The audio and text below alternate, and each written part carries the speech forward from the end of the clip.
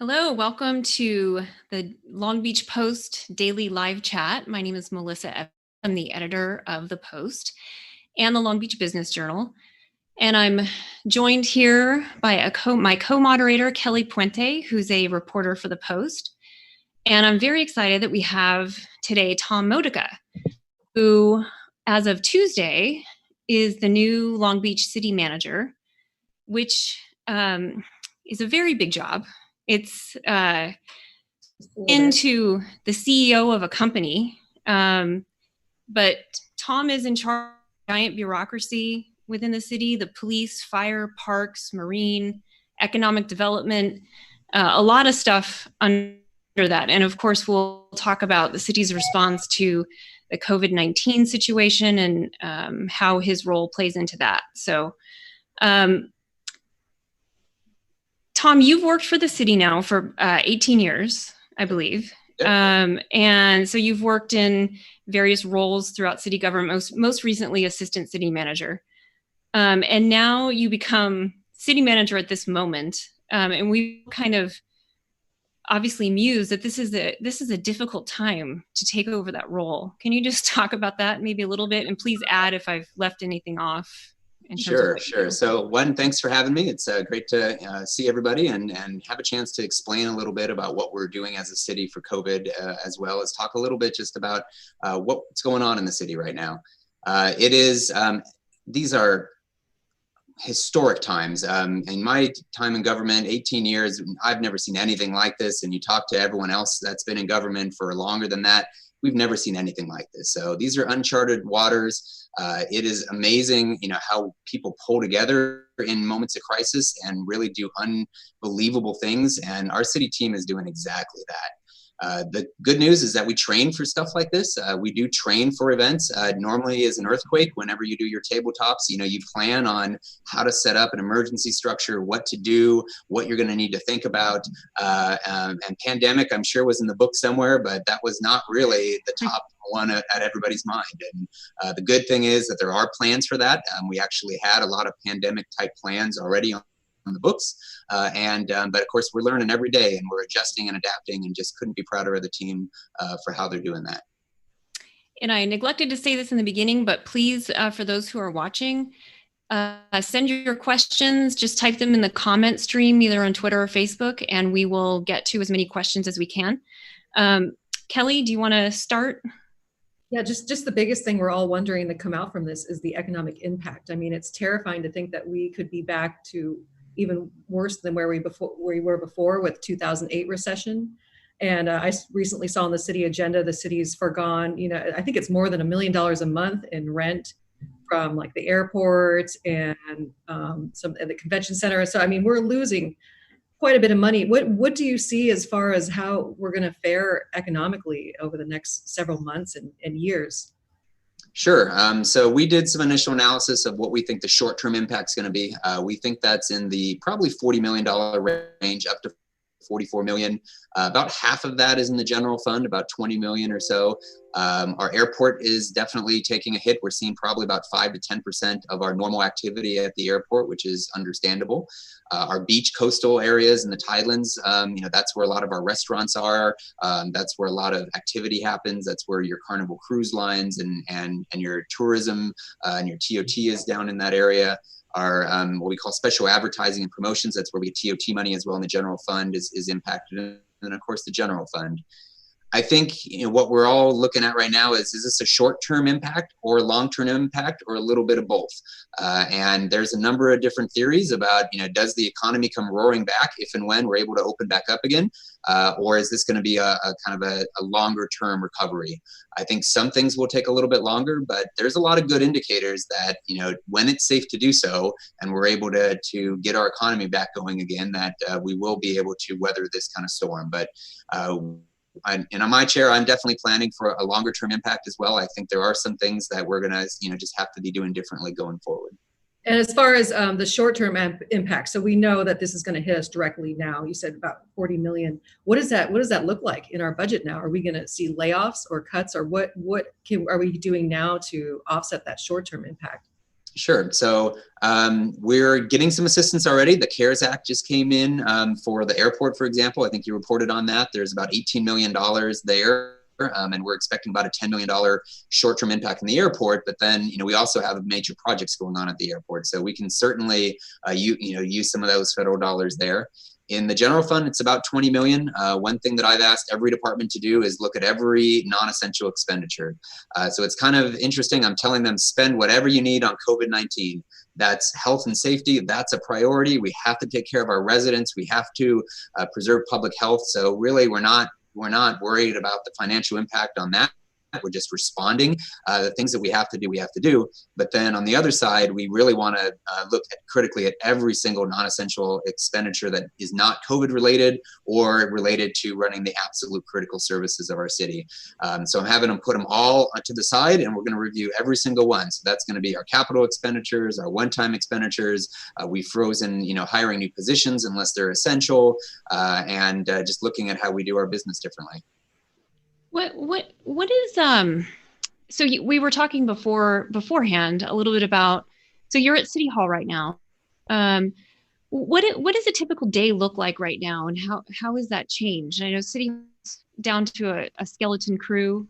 What does your day look like?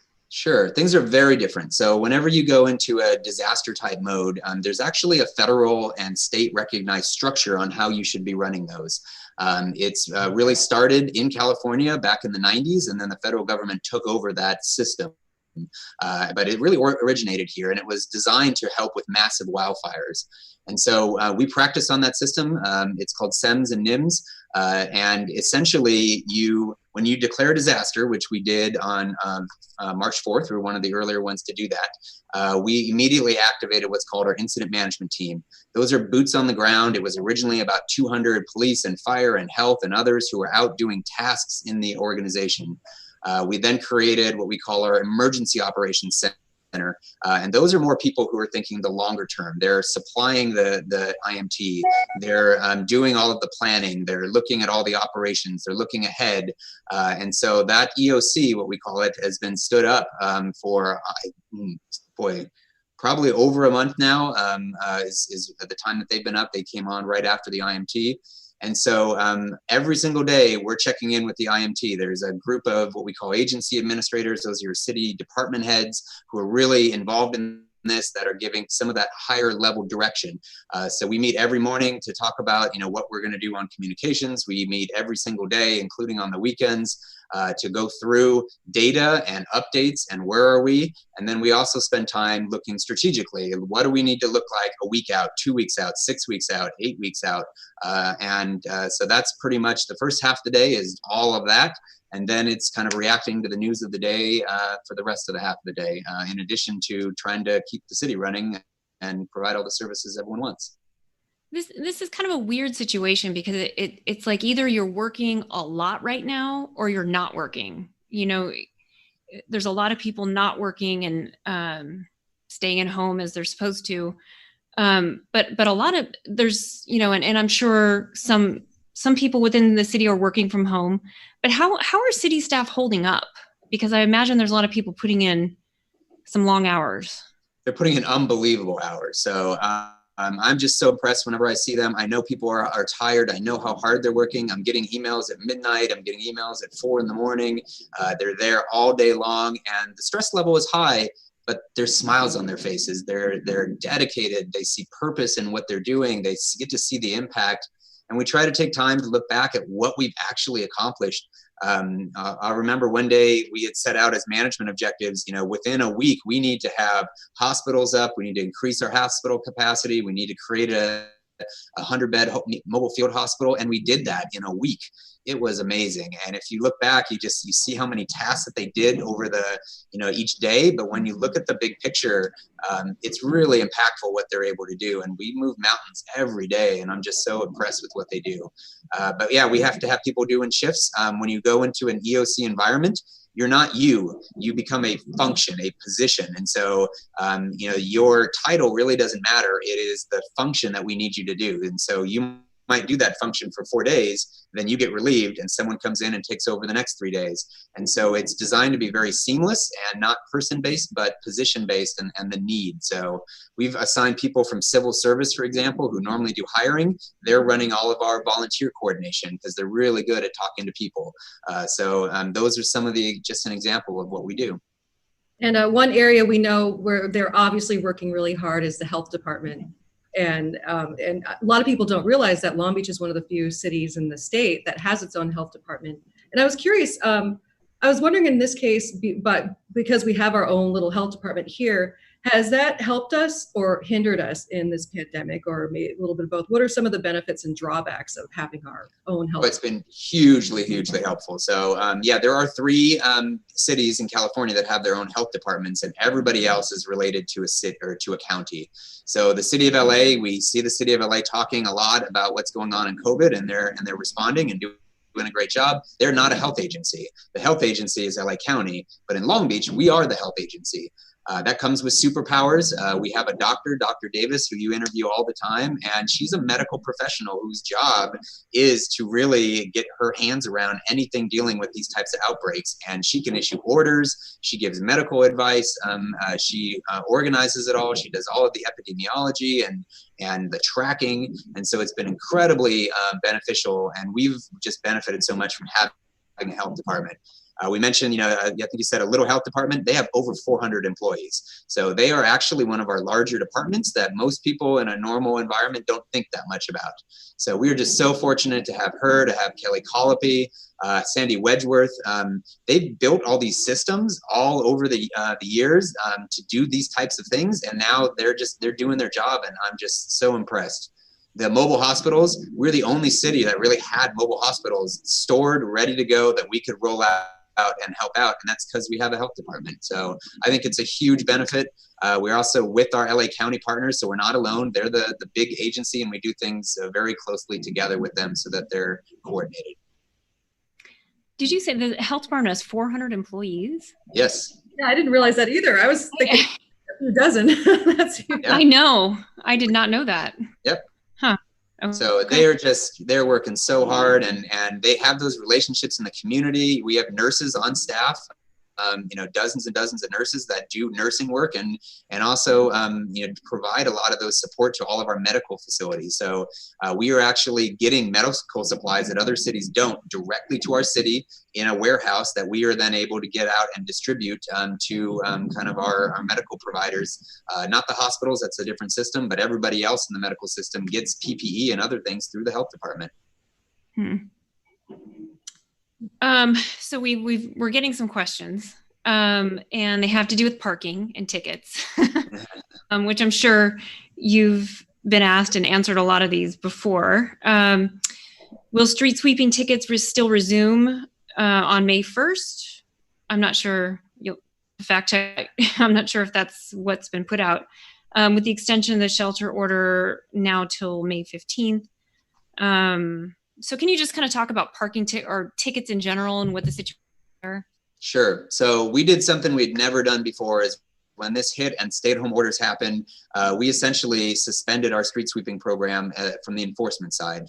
It is really important to sweep streets. It's part of not only collecting waste and other things in front of people's houses. It helps with our beach water quality because all of that's in your gutter goes into the ocean.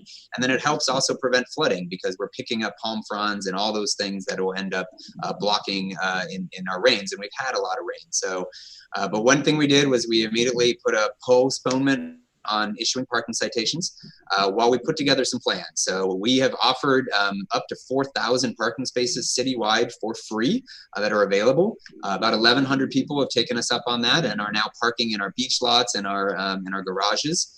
And so as we adapted to this, we had started with a very short-term window we were going to do this, and now we've extended it to about May 1st. So I do expect I've told the council I'm willing to do that. I think it's the right thing to do in the short term, but we have to have a longer term discussion about how do we sweep our streets. Right now, our street sweeper does its best, but if people aren't moving their cars, we can't actually do the job that we need to do. So it's through May 1st right now. We will be having a discussion very soon with the council and giving them some options. I realize nobody wants to get a ticket, and we totally understand that, but we do need to have the streets open so that we can send a street sweeper down. So please, please, please sign up for those parking. You can, there's lots of availability left. We've even opened up libraries.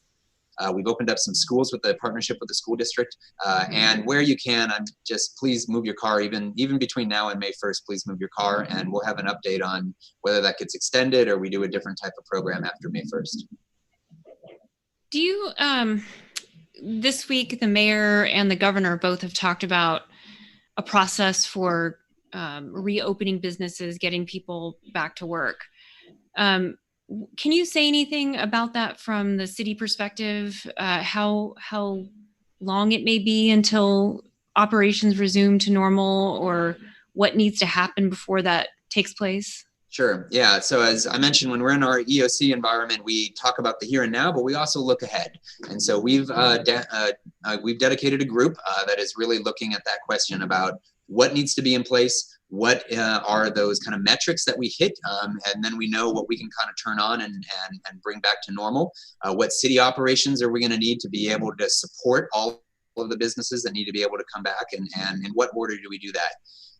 This is one where we're not going to do it alone. The governor has his order, and that really supersedes every other order. So our local health orders are allowing us to tailor things to the Long Beach community and dealing it with the health issues. But his stay-at-home order needs to be lifted before we can kind of go and do this. So the indicators that we're looking at is, one, having huge amounts of testing available so that you can do quick testing, and so that anybody has it can quickly get tested and get the results back. It's having a capacity in our hospitals to be able to deal with sick individuals who would need to be there. It's quick tracking and the ability to do the contact tracing and know if somebody got it very quickly, who did they talk to in the last 2 days, so we can isolate them. And then it's really looking at what are those safe practices to try to keep people from getting sick if they're out in the community. So that is an ongoing effort. I do believe we're going to be in this stage we're in for a little bit longer. Our health order goes at least now towards May 15th.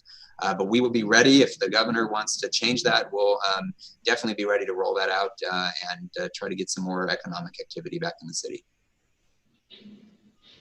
And looking just on the subject of economic activity, just the long-term impact too, with the virus possibly changing our landscape permanently. I mean, with our conventions, we may have less conventions all around.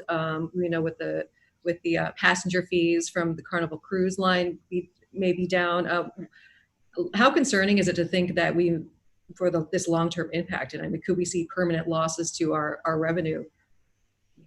We could. I don't think we know that right now. So yeah, if this is going to be a long-term situation, that is a different challenge than a short-term one. We have reserves for a reason. So we've built an emergency reserve in the city of almost $50 million. That sounds like a lot, but that's essentially about 1 month of payroll of all city staff without any new revenue coming in. So we get often asked, hey, can you use your emergency reserve for everybody else? And boy, I wish that were the case. But we, just like every business, big or small, we're seeing huge, impacts to the revenue that keeps the city services going. But yeah, we have reserves in all of our other funds as well. If this is a short-term issue, we can use some of those reserves. We can cut back on certain expenses.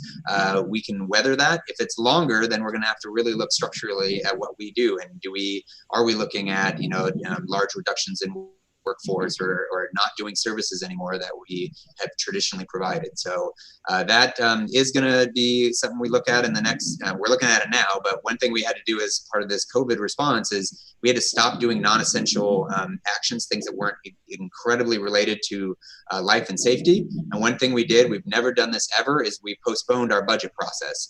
So we're normally in March and April actually building the budget that goes into effect in October. We had to put a pause on that because everyone at the city is so focused on COVID response. So that's new charted territories for us, and we're still going to deliver a budget for the charter. It just may be a very different type of one, and we'll have to be flexible with how we implement that. I don't want to be the person having to put that budget together. Yeah, well, the good news is we've been through economic cycles before. We know how to do this. It's, they're never pleasant, but we have some really smart people. We, can know and adapt. And I think departments all know what they would need to do to get through it. And it would be some tough choices that we'd have to recommend to the mayor and council. Again, I don't think we're there yet. We're hopefully going to get a lot of support from our federal and state partners with some of the COVID expenses so that those will get taken care of. And then it's really up to how much of a revenue impact, how short term is it, and how long term might it become. So what is the one thing that sort of keeps you up at night? I mean, what is the thing that about this whole response that you're most concerned about? I mean, obviously, you think about the loss of life, and you think about, are we doing enough to make sure everybody that we possibly can save, we can save? And it's just, it's heartbreaking when you wake up and you see the reports that we've had another death. And I know that cuts both ways. I've heard people say, wow, we've had 18 deaths, and some say, wow, we've only had 18 deaths. So as if that, it should be a lot higher. And I'm so thankful that it is so low, but every death matters, and that's somebody that is no longer here because of COVID. So that really is impactful. I honestly wake up every morning and I think about our team, and I think about just their sustainability, their ability to keep doing the work, because I go to bed every night so impressed with what they do, but wake up in the morning concerned, are they going to be able to keep it up? So we do a lot of that. We talk a lot to our team about the importance for them to get a break and to have someone relieve them so that they stay healthy, both physically and mentally. I do worry about our police and fire and healthcare workers who are out there every day doing that work, and they have exposure risk. And so I worry about that. But in addition to everyone else, there are city people, but our grocery store workers, the people who are cleaning all of the facilities to make sure everybody is safe as well. So I think we're going to get through this. I just, from where I sit and seeing the work that happens every day, I know that we've got a good structure in place and that we can adapt and help. But it's so important for everyone to do their part and to stay home and to not pass on this virus so that we can get ahead of it. So those are the things I think about. We have a question related to some of the bigger infrastructure projects that have been going on, like the airport improvement project, the Belmont Plaza pool. Have you thought about those projects? How might the financial situation of the city impact work or plans for some of those projects? Yeah, so projects are in different stages. There are some projects right now that are in construction. So those are actually doing pretty well. Our construction crews are doing very well. If they're, those major, skyline development projects like the current phase 2 and the Gerald Desmond Bridge, those are all happening. And on the street work that's going on right now. Everything else, I am asking our team to take a pause. And I want to look at that and say, are we going to recommend to the mayor and council that we continue to move forward on that project, or is that one, given what Kelly had brought up, is this a longer term issue that we need to tap the brakes on? So the Belmont pool, for example, is still in the design phase. All I'm hearing is we're still on track to go to Coastal Commission in May. And so that really would keep going because it's an entitlement. We're not spending any money yet. We're just really looking at getting the final approval. Airport phase 2, we are taking a very heavy look at. The airport is down significantly in revenue. We are going to have to look at how much cash that they have on hand. We were about to go to the financial market to issue bonds on about a week or 2 weeks after COVID hit. We were scheduled to get those approved. So we put a pause on that. That was not the right time to take on that much debt. And now we're looking at different phases of our phase 2 airport. So what can we move forward? What might we have to delay a little bit? So there's no final decisions on that yet, but we are looking at that very closely. In addition to the money we got from the federal government just yesterday. And I've done a lot on the Queen Mary. I'm kind of obsessed with the Queen Mary. But what about with the loss of the Carnival passenger fees? I know the city and Urban Commons was relying on some of that for the repairs for the ship. I mean, how is that going to impact the city's Queen Mary? Sure. So the way that the lease is written, and I know you know this, but most people forget, is it is their responsibility, Urban Commons. So they have full responsibility for keeping the ship in condition. The city has, through a number of financial agreements, agreed to take Carnival Cruise Line revenue, and it used to go just to the Queen Mary. Now it goes to preservation projects for the Queen Mary. And so we have done some short-term borrowing, about 7 years, and we're, I think, in year 3 or 4, to be able to take those dollars, some of which went to Urban Commons, some of which went to the city, and that has funded a lot of the restoration projects over there. Ultimately, that money is backed by the Tidelands Fund. So if Carnival is not bringing in that amount of money, we would have to have other Tidelands Fund dollars to support the debt service. So that is providing some short-term pressure on our Tidelands Fund. But we do have reserves as well. I do not see us defaulting on those obligations. And they're also short-term. So that short-term obligation is up, and I think we did 7 years plus a couple extra for for Urban Commons share that they're responsible for. So it is something we're looking at. It's not an immediate issue of default or anything like that. But sure, if you don't have Carnival Cruise Line coming in generating all that passenger fee, that's an impact to the Tidelands. It looks like the cruise operations are going to be down through June, I think they announced. I think I heard June 1st is when they plan to open back up again. Okay. That's I think that's more for planning purposes, and then that's kind of up to the governor. But and then and this is true for everything. Who's going to want to get on a cruise ship or go to a convention or whatever? I mean, you're dealing with kind of the mental aspects of this too, which I'm sure there's. But that's somewhere where the city can really provide a lot of assistance too. If and when we lift those orders, we need to put a lot of emphasis on marketing and promotion and getting people out of their homes to come stay in our downtown hotels and help them and go to restaurants again and take cruises. And so I do think we're probably not going to see a lot of international travel or national travel for the short term, but a lot of people have been cooped up a long time. And so I think we would ask all of them to come out and help us. So help the restaurants, help the hotels, help the Queen Mary, help the Carnival Cruise Line, go out, have a good time, and spend those dollars locally in your community.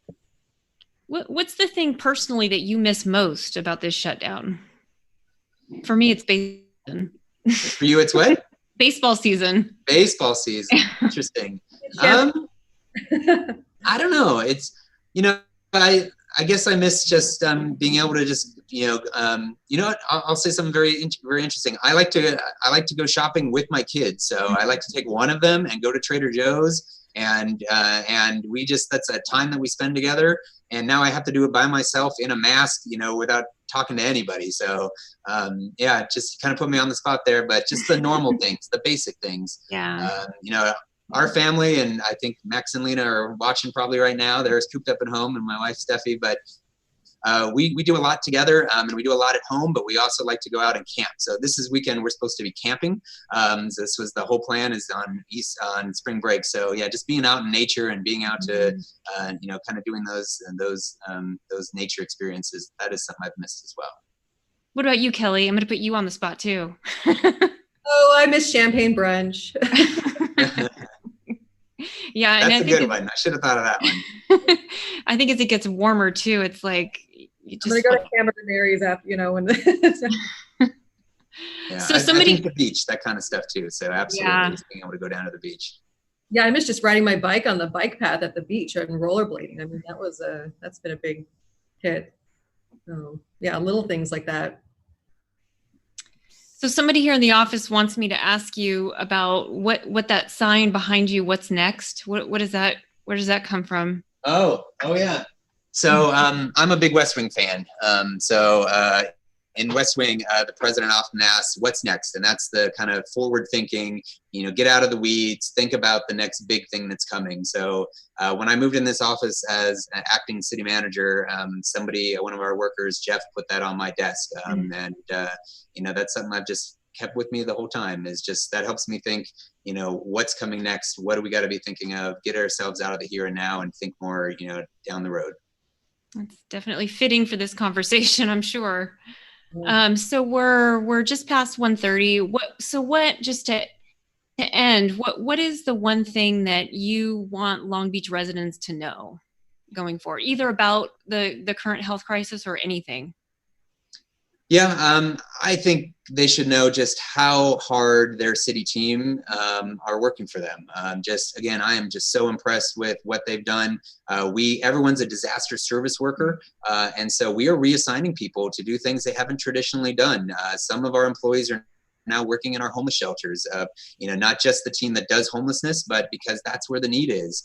We're going to be doing more of that going forward as we run testing sites. We're bringing on additional testing capacity, so we're going to need workers doing that, and they have just jumped to the occasion. So we have just the amount of people who care about this community, who were just so focused on delivering services. So I'd like everyone to see that, because you don't see them. They're behind the scenes for the most part. You definitely see our police and fire out there, but we have 6,000 employees. And while a lot are telecommuting, they're still working very, very hard. And a lot are working in our operations center. And I'd say the second thing is just, they should know, just know that we're really trying to get through this. We're really trying to keep people safe.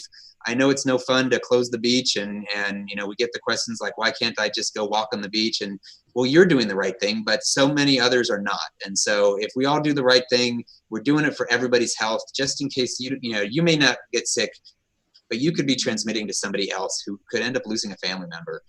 So that's really why we're doing this. And just know we want to get the economy back as soon as we can. We want to get back to normal, but public health really comes first. I think that's one of the things I've learned, what you mentioned there about this crisis, is that, I always kind of wave off a flu shot or whatever, but exactly what you just said, that these things are not for me because I'm relatively healthy, but they're for the people who aren't healthy. So I think that's probably been the shift, a huge shift for me. That's absolutely right. So if you look at the data of who's getting COVID-19, it's actually around across the board. And actually some of our, in the 30s and 40s and 50s are probably our larger population that get it. If you look at who's dying, it's everyone 60, 70, and 80, and most of them are over 80. So, while you may get it and be able to survive it, it's so contagious that you don't even know you passed it to someone else, and that person is the one who may pass away. So again, it's we're all in this together. We're asking everyone to do their part, and I'm actually really impressed by the Long Beach community. I would say, of the people that we interact with, and we have a team that goes out and handles all the social distancing calls and handles all the open business calls. 90% of the contacts we make, people do the right thing right off the bat. Said, "Oops, I will stay away. I didn't know that. I will go home." And just that really means a lot to us, that the community is involved and doing the right thing. Yeah, I've seen a lot of that too. Thank you so much, Tom, for being here. I really appreciate your time. I know you're busy. We'd love to have you back, maybe in a few weeks, just to update everyone on. Yeah, and thank you, Kelly, for co-hosting. We're in the same office, but we're separated. Yeah, and thank you to the Post and all of our news media organizations have really joined together to just share information. So that is so critical. One of the most important things in a disaster and a crisis like we're dealing with right now is information sharing. And so when people don't have the information, they lose faith in government. And you've been a wonderful partner in telling the story, getting the information out, helping educate people. And I think it's made a real difference. So thank you to the Post, to all of our media collaboration, that you're all working very, very well together. And we really appreciate that. Thank you. Thank you. So thank you for joining us. Tomorrow we have a roundtable discussion with restaurant owners with Brian Addison. And we're still finalizing next week's schedule, but we appreciate you watching, and we'll see you next time. Thank you. Thank you.